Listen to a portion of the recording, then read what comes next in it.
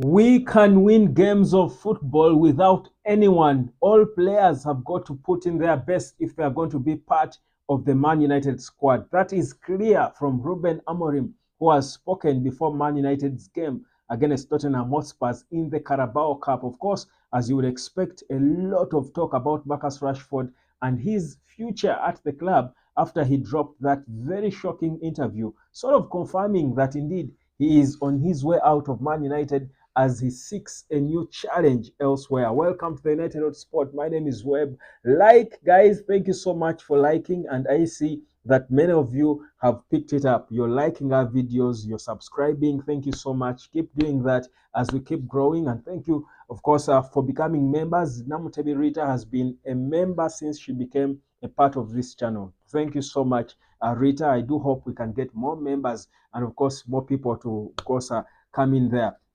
and fall in and join us, of course, as we grow into the biggest Man United fans community in Africa and maybe later on in the world. That's our vision, and we believe we can achieve it. Now, listen, guys, Ruben Amorim has spoken in a press conference that was, of course, filled with Marcus Rashford. But you know what? This guy is so smart, so calculated in everything that he says.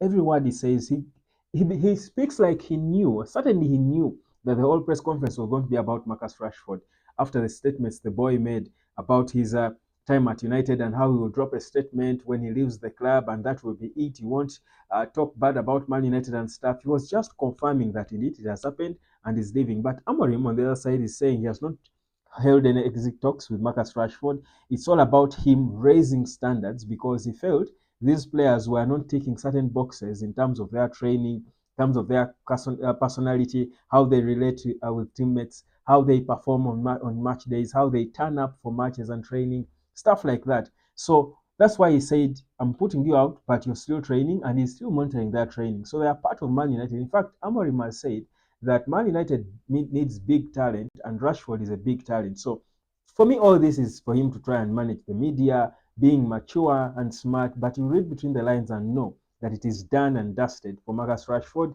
His future at Man United is no more, and of course, it's good that it's himself is confirming it. And big players are never afraid to confirm stuff, even when they're still, contracted. Remember what happened with Cristiano Ronaldo?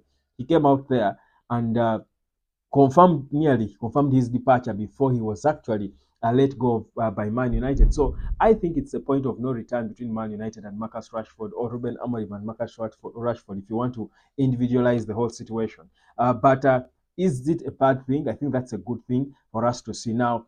However, it's possible. He's still contracted to Man United, and he can still play for Man United because there is one more training. He was asked whether these two would be back for the game against Tottenham. Will be back in the squad, and he says there's one more training to have, and we shall see how everyone performs, and then he will make a decision on who will be fit to be in the game and who won't be. So there is no door shut on anyone. They're still contracted to the team. They are still expected to perform professionally and do their duties because they have got contracts, they have got to work, and this is their job. Turn up for training. Everyone was off yesterday. Rashford decides to go where he went, and I mean, no one should blame him for that. But the reality is, Ruben Amorim has read the room and delivered exactly what the Man United supporters want. And trust you me, this has endeared him to a lot of Man United supporters. For those who are still doubting him and what he can change, the decision he made, playing to the gallery the way he did, he was clearly playing to the gallery. And for me, I don't care whether it's playing to the gallery or whatever. I think it was a long overdue decision, and a manager like him who has the audacity and the confidence to come out there and do it will be successful at Man United because you just needed that bit of character from the manager. So Amorim has, of course, clearly made it known now. But of course, the talk was mostly on Marcus Rashford. But Garnacho is the other guy whose future is still, of course, shaking. And there is talk now that Atletico Madrid are considering trying to sign Garnacho from Man United at the next available opportunity. So apparently, what's happening is that Atletico Madrid, you do recall that Atletico Madrid have always wanted to take him back in case it failed with Man United. Because remember, Man United got Garnacho from Atletico Madrid way back in 2020. Now, they have always been monitoring their boy, certainly, with the view that in case United do not, see the value in him, they can always sell him back to them. So apparently, Atletico have been put on a red alert. They are hoping that they can get a window to pounce in because they have been in the mood of signing big players lately. So they were hoping they could get a window to pounce in and get the boy and add him to the armory they are building. That is, of course, with Gallagher and Julian Alvarez, Antoine Griezmann. If you add in Garnacho in there, there is a feeling that Diego Simeone could build something, amazing. So that's what's being reported. However, I don't think there's a lot to dig into it. I strongly believe that for Garnacho, Amorim will, I think, has sent his message, and I think he will deal with him and try to see this boy change. If he doesn't, then he will be out of the club because you do recall one of the wrong things that Garnacho stated was him saying he will keep playing his game the way he wants. Just after fans are talking about how selfish, clearly, how selfish he is, not passing the ball, wanting to score for himself. And then the next day you're posting and saying, I'll keep doing what I do.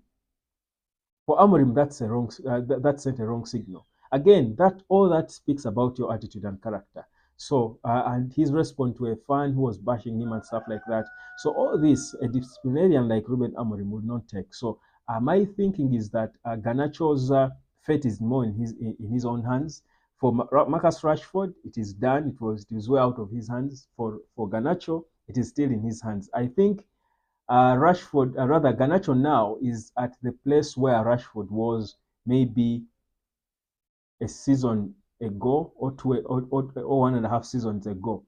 Just immediately after that first impeccable season, then when he started struggling and we saw the wrong attitude, him being lazy, playing like he doesn't want. I think that's about 2 seasons ago. I think that is where now Garnacho is at. And you see, at that point, there is a hope. People are, giving that benefit because you are an academic kid, whereas Garnacho joined Man United from Atletico Madrid, but he came in so young. So we consider him as a boy from our academy. So they'll give you that honeymoon to try and work on yourself, improve, stop being selfish. Blah, blah, blah. But eventually they'll give up on you if you don't change. That's exactly what has happened with Marcus Rashford. So my feeling is that Garnacho can change things about can change his future if he wants to start Man United. I can change things for himself because if you fail at Man United, where are you going to go? They will laugh at you. At Atletico, unless you're going to Real Madrid, but from Man United, where are you going to go?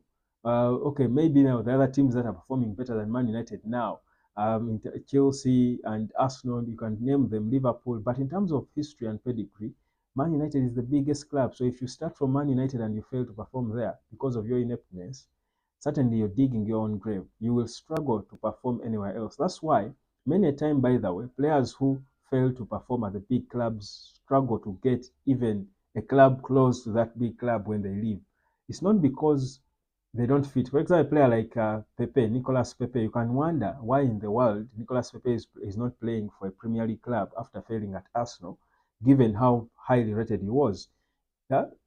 It's because it's difficult for you to even be confident and play in that team because you are at this level, then you fall to this level. How will you then fit in? It's difficult. You've got to have the right mentality or a strong attitude and mentality for you to be able to cope. So, with the the way failure depresses, so it's difficult. So I think for Garnacho, just like it's going to be for Rashford, it's going to be difficult for them to settle in a big club. If they left Man United for another big club, it will be difficult to even find one. But like I said, it's not there yet with Alejandro Garnacho. It's even possible, by the way, that these two could be the squad to play the Carabao Cup game tomorrow. So let's wait and see what will happen after that one training session that should have, taken place today, of course, before the game that we'll get to see what goes on. So that's it. But in terms of the team, again, we are trying to see whether Man United will capitalize on that performance against Man City, put on a show against Tottenham, who are also out of sorts. They are losing and winning, losing. They're inconsistent, very disorganized team. You don't know which Tottenham will turn up. But the thing is, even if it's a Carabao Cup game, I think Man United has got a good chance in this one because Man United has no starting 11 per se. They don't have players who are for the league. You see the way Chelsea has players who play in the league, the big games, and then the others who play in the Conference League. Man United doesn't have that luxury. So the same players you face in the Premier League are the same players Amorim is supposed to use to play in the Carabao Cup game. So you expect the levels to be Premier League levels playing Carabao. So whereas Spurs might want to rotate, if they do anyway, if they've got that luxury, I think Man United will still have an A game coming because we are not at that point where you undermine games and rotate. We also don't have the personnel to rotate. Everyone is a starter in Man United, so it's an A team all through. And indeed, we expect a competitive game. That's it. My name is Webb. Like, share, and subscribe. And of course, I will be back later with more football talk, team talk, talking proper about the probable starting 11 and what changes I do hope Amorim makes in that game, including positional changes for certain players who I believe proved something different in the last game that we played. Like, share, subscribe. Thank you so much. Let me catch you later, fam.